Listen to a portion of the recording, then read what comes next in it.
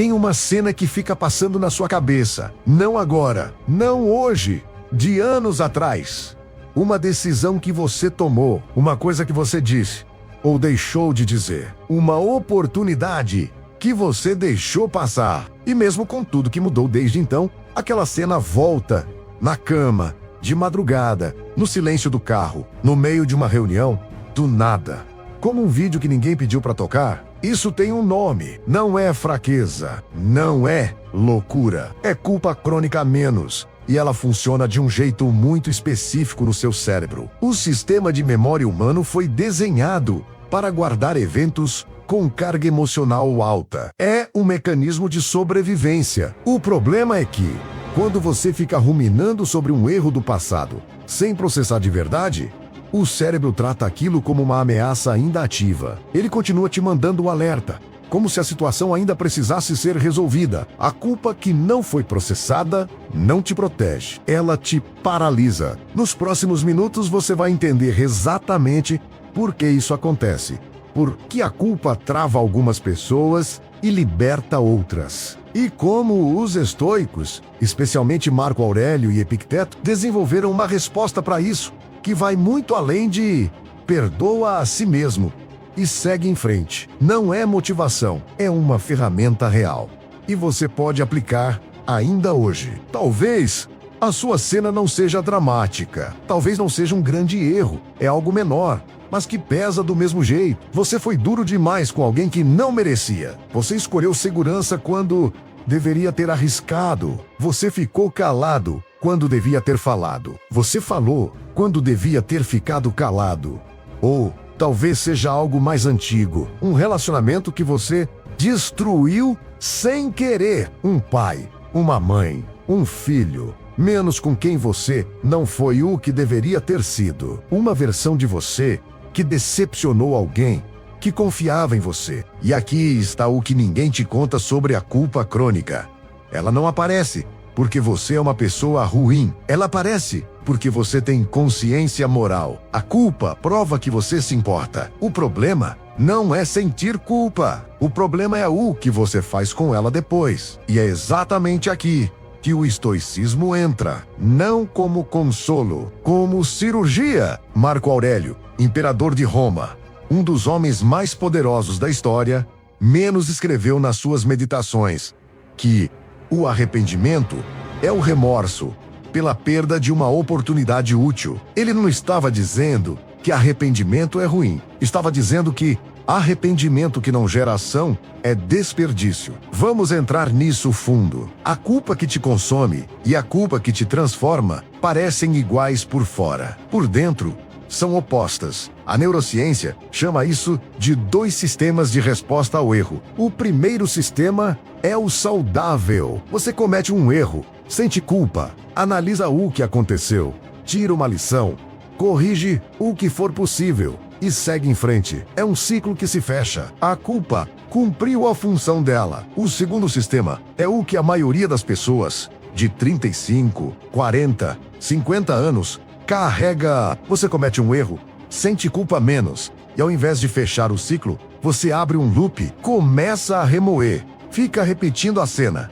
Imagina outros desfechos. Se pergunta, o que teria acontecido se tivesse agido diferente? E o loop nunca fecha. Os pesquisadores que estudam atenção plena descobriram algo importante sobre isso. Quando você rumina sobre um erro sem processar de verdade, suas memórias sobre aquele evento se tornam cada vez mais genéricas, menos específicas, como uma fotografia desbotando. E isso é um problema, porque memória genérica não gera aprendizado, ela só gera sofrimento difuso.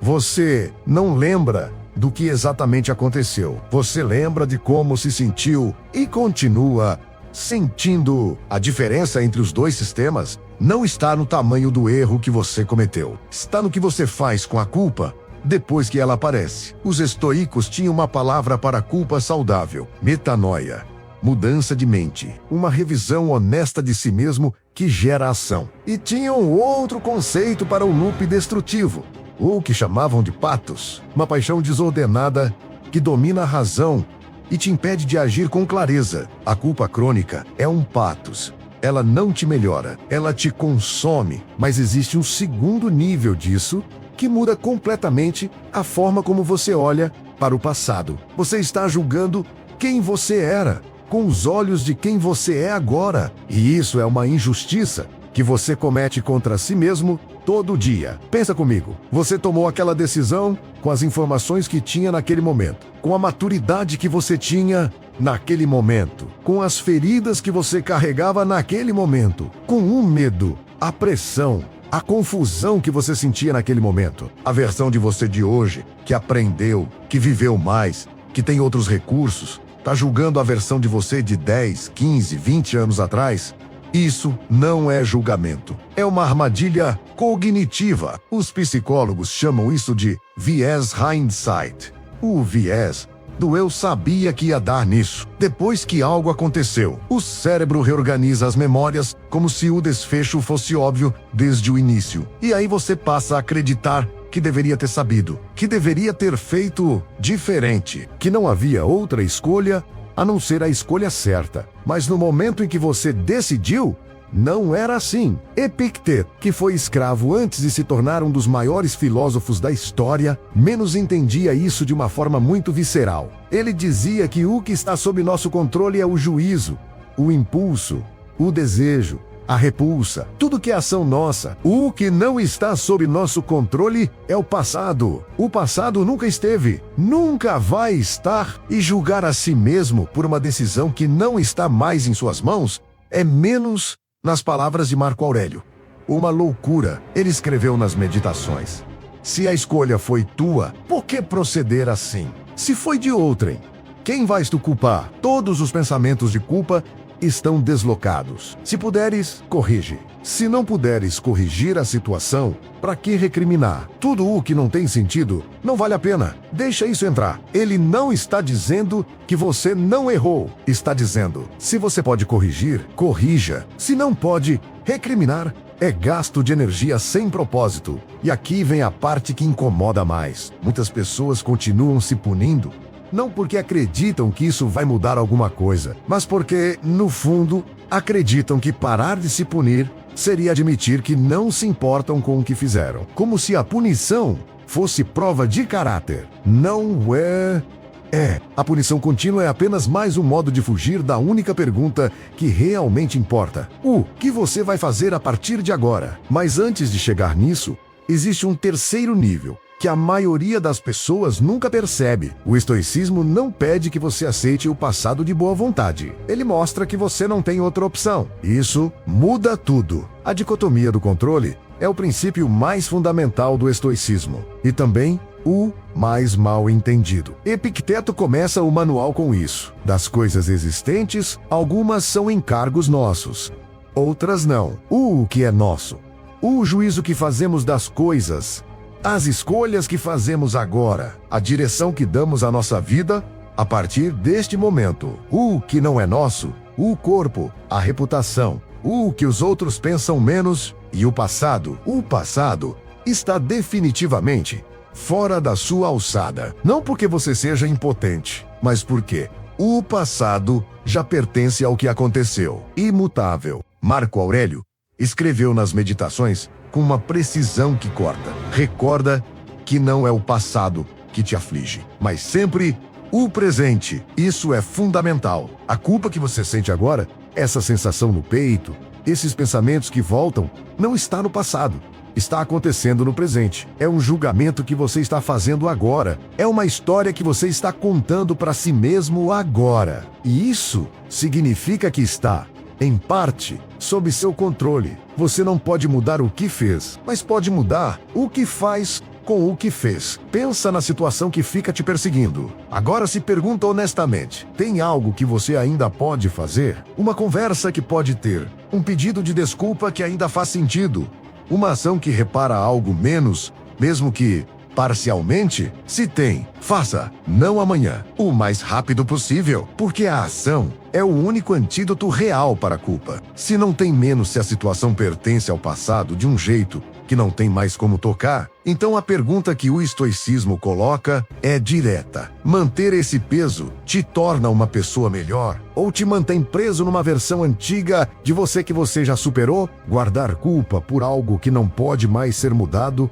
não é responsabilidade. É uma cadeia que você mesmo escolhe continuar usando. E aqui está o que ninguém te diz sobre soltar essa culpa. Soltar não é absolver. Soltar é reconhecer que a punição acabou e que o aprendizado ficou. Não basta entender a culpa. Você precisa de um processo, uma sequência real de pensamentos que transforma culpa em ação ou em liberdade. Os estoicos praticavam uma técnica chamada examen noturno. Marco Aurélio, Sêneca e Epicteto, todos escrevem sobre versões dela.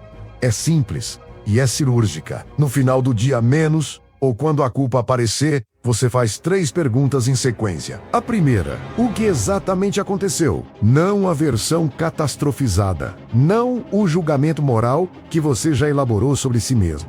Os fatos. Só os fatos. Eu disse X para a pessoa Y na situação Z. Isso parece óbvio, mas a maioria das pessoas nunca faz isso. Elas ficam na emoção, não nos fatos. E emoção sem fato não gera clareza. A segunda pergunta, o que ainda está sob meu controle? Aqui, o estoicismo entra de verdade. Tem algo que você pode fazer agora? Uma ação, uma conversa, uma reparação? Se sim, o que especificamente você vai fazer? E quando? Se não há nada a fazer, reconheça isso em voz alta para você mesmo. Não há nada que eu possa fazer para mudar o que aconteceu. Isso não é derrota, é honestidade. A terceira pergunta. O que essa experiência me ensinou sobre como quero agir daqui para frente? Essa é a que transforma a culpa em caráter. O estoicismo não busca perfeição moral, busca a progressão constante. Sêneca se chamava de progrediens, menos alguém em progresso, nunca de chegada. E essa humildade era a parte central da prática. Você não precisa ter feito tudo certo no passado para agir melhor agora. Precisar ter feito tudo certo no passado é uma exigência que nenhum ser humano consegue cumprir. Quando você responde essas 3 perguntas, honestamente, algo muda.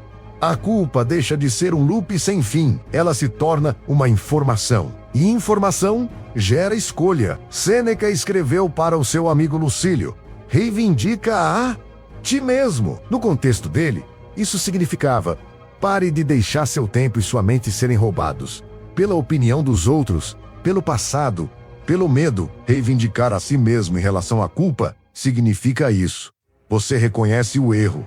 Você aprende com ele. Você age onde é possível agir. E você se recusa a ficar sendo réu num julgamento que já deveria ter terminado. Se lembra da cena que apareceu no começo desse vídeo? Aquela que fica voltando. Agora você tem uma forma diferente de olhar para ela. Não é fraqueza que ela volte. É o seu sistema moral funcionando. A culpa apareceu porque você se importa. Mas o trabalho dela tá feito. Agora é a sua vez. Faz as 3 perguntas para aquela situação específica que veio à sua cabeça.